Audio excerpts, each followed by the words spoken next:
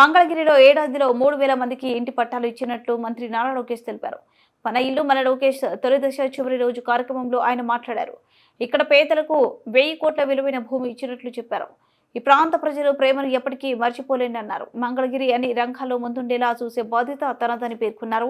ప్రతి అసెంబ్లీ నియోజకవర్గంలో 100 పడకల ఆసుపత్రి నిర్మిస్తామన్నారు. ప్రతిపక్షంలో ఉన్నప్పుడు తాము సొంత నిధులతో 26 కార్యక్రమాలు చేపట్టామని, మరోవైపు మంగళగిరిలో 100 పడకల ఆసుపత్రికి నారా లోకేష్ భూమి పూజ చేశారు. కార్యక్రమంలో మంత్రి కందుల దుర్గేష్ పాల్గొన్నారు. ఎన్నికల ముందు ఇచ్చిన హామీ మేరకు దీన్ని నిర్మాణం చేపట్టారు. అత్యాధునిక వసతులతో ఏడాదిలో ఆసుపత్రి నిర్మాణం పూర్తయ్యేలా ప్రణాళిక రూపొందించారు. అనంతరం టీడ్కో నివాసాల వద్ద దేవి సంస్థ ఆధ్వర్యంలో ఏర్పాటు చేసిన సురక్షిత త్రాగునీటి పథకాన్ని లోకేష్ ప్రారంభించారు. 30 పడకల హాస్పిటల్ కానివ్వండి, ఈ ప్రాంగణంలో ప్రత్యేకంగా క్యాన్సర్ ట్రీట్మెంట్ కోసం ఆనాడు విశ్వవిఖ్యాత నట సార్వభౌమ శ్రీ నందమూరి తారక రామారావు గారు శంకుస్థాపన వేస్తాం జరిగింది. అంటే కరెక్ట్గా 4 దశాబ్దాల క్రితం ఆయన శంకుస్థాపన వేస్తాం జరిగింది. దాంట్లో భాగంగా మంగళగిరిలో ఉన్న హాస్పిటల్ కూడా పూర్తయింది. అనేక లక్షలాది మంది ట్రీట్మెంట్ కూడా తీసుకుంటాం జరిగింది. నేను ఎప్పుడైతే మంగళగిరి అభ్యర్థిగా వచ్చానో ప్రజలందరూ పదే పదే నన్ను ఒక విషయం కోరారు. ఈ 30 పడకల హాస్పిటల్ని ఏకంగా 100 పడకల హాస్పిటల్ చేయాలని వాళ్ళు కోరటం జరిగింది. ప్రత్యేకంగా వేదికమైన ఉన్న ఏదైతే హాస్పిటల్ కోసం పోరాడి సాధించుకున్న కమిటీ సభ్యులు కూడా నన్ను కలిసి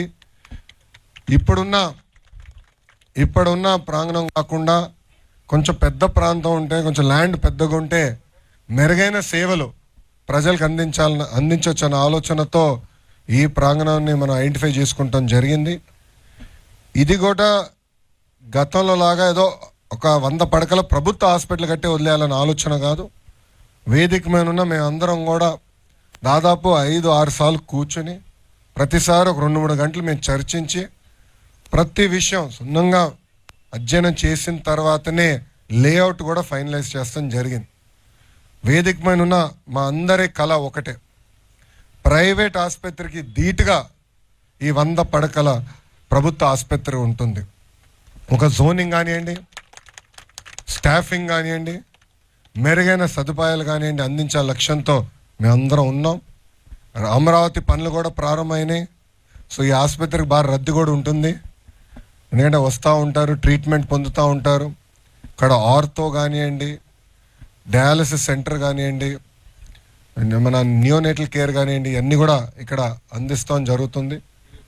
సో డి అడిక్షన్ సెంటర్ కూడా గౌరవ సభ్యులందరూ కూడా మొన్న నాతో మాట్లాడి డి అడిక్షన్ సెంటర్ కూడా ఇక్కడ ఉండాలి, తలసీమియా సెంటర్ కూడా ఇక్కడ ఉండాలని కమిటీ సభ్యులు ప్రత్యేకంగా కూర్చున్నప్పుడు వాళ్ళు కోరటం జరిగింది. వాళ్ళ కోరిక మేరకు కూడా అది కూడా ఈ హాస్పిటల్లో పెడతాం జరిగింది. వాస్తవంగా కూటమి ప్రభుత్వం ఏర్పడిన తర్వాత గౌరవ ముఖ్యమంత్రి శ్రీ నారా చంద్రబాబు నాయుడు గారు ప్రతి నియోజకవర్గాల్లో 100 పడకల ప్రభుత్వ ఆసుపత్రి కట్టాలి అని ఒక నిర్ణయం తీసుకుంటాం జరిగింది. దాంట్లో భాగంగా 2వ క్యాబినెట్ మీటింగ్లో మంగళగిరి కోసం ఈ హాస్పిటల్ కూడా కేటాయిస్తాం జరిగింది. నేను అనేక సార్లు చెప్పా ప్రజలందరికీ, ఒక నిర్ణయం జీవితం మార్చుతుంది. నా జీవితంలో తీసుకున్న ఆ నిర్ణయం మంగళగిరిలో పోటీ చేస్తాం. 5,300 ఓట్ల మెజారిటీతో 2019లో ఓడిపోయాను.